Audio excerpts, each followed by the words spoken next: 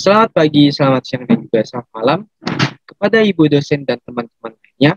Kali ini kami akan mempresentasikan karya kami berupa perkembangan game konstruksi yang telah kami buat dengan judul Wireless Construction. Pertama-tama, kami akan memperkenalkan diri kami masing-masing. Saya Hendrianto dengan NPM 2107 11292 dan rekan saya. Perkenalkan, saya Raffi Dimas Ardana dengan NPM 2107 11283. Baik, Wireless Construction. Introduction. Permainan yang kami buat merupakan penggabungan dari dua permainan, yaitu Uptake dan Codename. Latar belakang permainan ini memiliki backstory sebagai berikut. Permainan ini tercipta karena ada seorang mandor yang menerima proyek yang diberikan oleh seorang klien. Tapi pada suatu hari, mandor mendapatkan berita bahwa ayahnya jatuh sakit. Mandor pun tanpa berpikir panjang, keesokan harinya dia pun pergi untuk menjenguk ayahnya yang berada di desa. Setelah beberapa hari menjenguk ayahnya di desa, mandor memutuskan untuk kembali ke kota untuk melanjutkan proyek yang telah diberikan oleh si klien.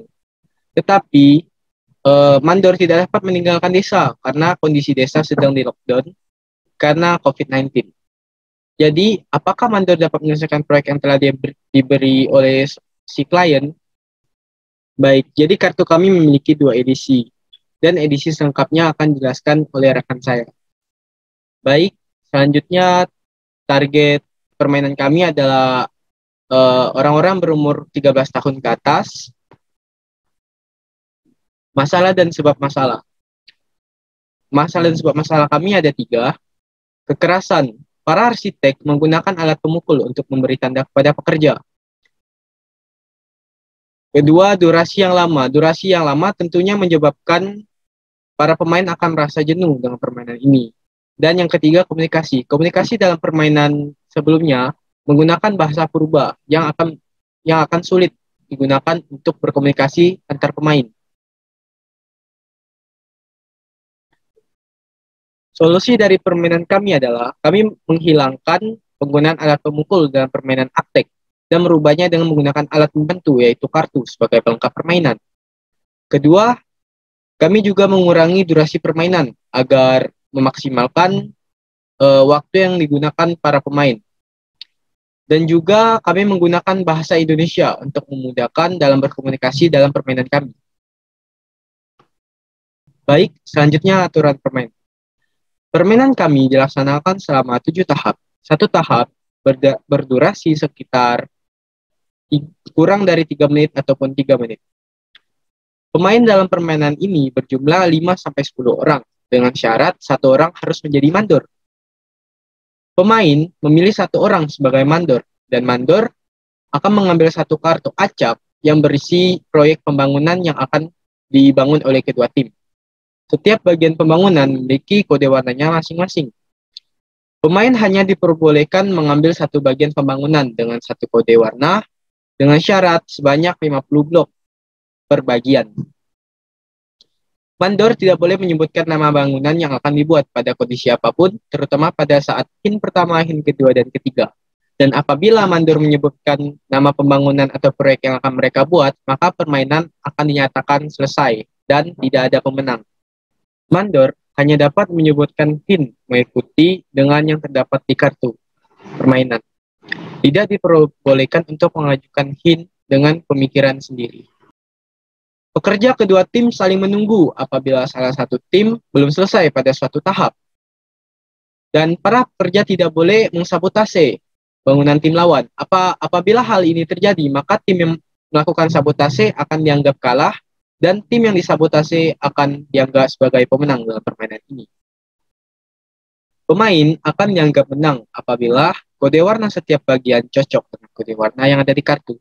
Jadi di kartunya itu nanti akan diberikan 2 pilihan warna, yang dimana warna pertama adalah warna yang akan digunakan dalam proses pembangunan, dan warna yang lainnya akan digunakan sebagai penipu untuk menipu tim yang melakukan pembangunan. Dimana jika tim yang benar memilih warna dalam proses pembangunan akan mendapatkan poin, dan tim yang tidak berhasil menebak warna yang akan digunakan dalam proses pembangunan tidak akan mendapatkan poin apapun. Selanjutnya, logo bangunan sesuai dengan bangunan yang akan dibuat. Tentu saja logo bangunan yang mereka buat harus sesuai dengan bangunan yang ada pada kartu. Jika logo yang mereka ambil tidak sesuai dengan bangunan yang akan mereka buat pada kartu, maka mereka tidak akan mendapatkan poin sama sekali. Selanjutnya, poin ketiga yaitu bentuk bangunan yang menyerupai gambar pada kartu. Jadi, pada poin ketiga ini adalah bangunan yang paling menyerupai atau paling mirip dengan gambar bangunan pada kartu akan mendapatkan poin lebih banyak. Baik, selanjutnya cara bermain. Pada cara bermain ini sebelumnya sudah saya jelaskan ada 7 tahap. Tahap pertama adalah mandor memberikan sebuah hint yang tergolong luas atas bangunan yang akan dibangun, dan pekerja dapat mengambil bagian base dan lantai, tetapi pada hari itu mereka tidak diizinkan untuk melakukan pembangunan. Kedua, para pekerja dapat membangun bagian base dan lantai. Ini dilakukan pada tahap kedua. Tahap ketiga, mandor memberikan hint yang lebih spesifik atas bangunan yang akan dibangun, dan para pekerja dapat mengambil bagian atap dan aksen tambahan. Para pekerja dapat membangun bagian atap, dan pada akhir tahap ini, mandor akan memberikan hint yang lebih spesifik. Dan juga, para pekerja dapat mengambil logo yang akan mereka gunakan. Tetapi logo tidak boleh dipasangkan. Nah, pada tahap kelima ini, para pemain baru boleh memasangkan logo yang telah mereka ambil. Serta pada tahap ini pula, akan terjadinya evaluasi pembangunan, dan akan ditentukan pemenang. Dan apabila pada tahap kelima ini telah ditemukannya pemenang, maka permainan akan dianggap selesai. Dan apabila kondisinya tidak ditemukan pemenang dalam tahap kelima, maka akan dilanjutkan tahap ke-6 dan ke-7.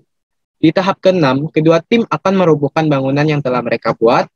Setelah itu, mandor akan memberitahukan apa sih proyek atau bangunan yang akan mereka buat, dan mereka akan mengambil bahan-bahan bangunan yang akan mereka buat. Setelah mengambil semua bangunan tersebut, mereka akan berlomba atau bersaing siapa yang paling cepat membuat bangunan tersebut. Dan pada tahap ini, pemain akan membangun bangunan yang telah diberitahukan oleh mandor dengan bersaing cepat-cepatan. Dan siapa yang paling cepat dialah pemenangnya. Selanjutnya, peralatan dan permainan. Baik, selanjutnya adalah peralatan permainan. Dan peralatan pertama yang akan kami gunakan adalah kartu permainan. Oke, jadi dapat kita lihat bahwa di sini kami menunjukkan ada 2 contoh kartu dengan masing-masing tampak depan dan juga tampak belakangnya.